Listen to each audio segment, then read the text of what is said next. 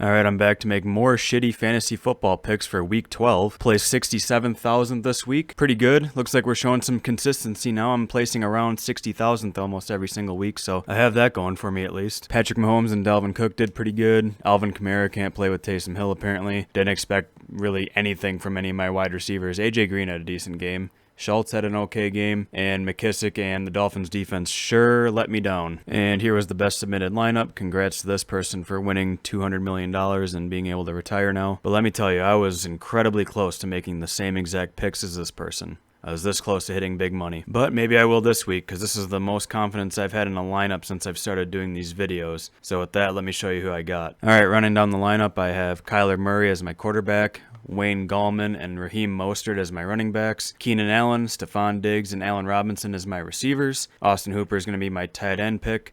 Cooper Kupp's going to be my flex. And for the defense, I'm going with the Cleveland Browns. At this point, Kyler Murray is just an auto start at quarterback. He kills teams through the air, and on the ground he has 10 rushing touchdowns. And plus, the Patriots defense is actually bottom 5 when it comes to passing yards allowed per play. So I think I'll keep it up and fucking torch that New England defense. I'm going with Gallman here because he's just been a fucking stud the last 4 weeks. He has a touchdown in each of those 4 weeks, and he just seems to be getting better and better every game. And it does help that he's going up against the shitty Cincinnati run defense, so I think he's going to continue this run that he's on. A little risky pick here with Mostert. It does say he's on the IR right here, but he is going to be back and playing on Sunday.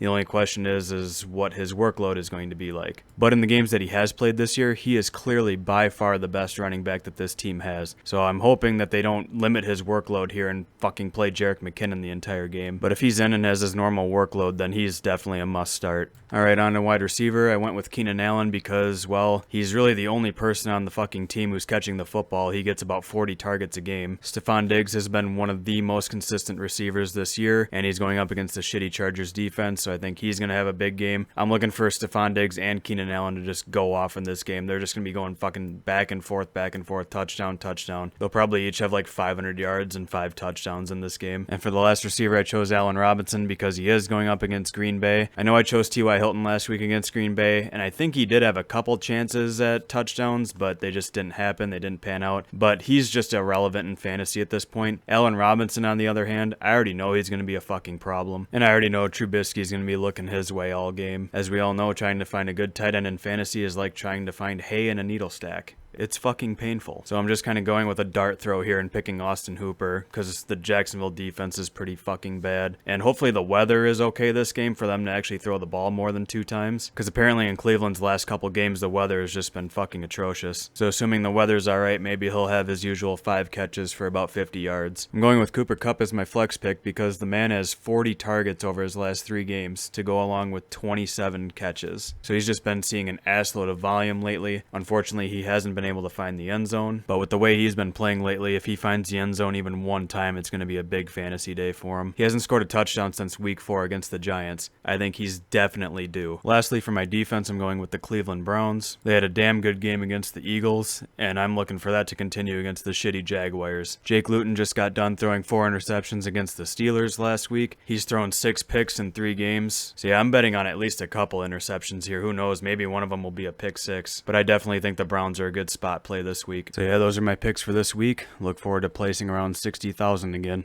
Later.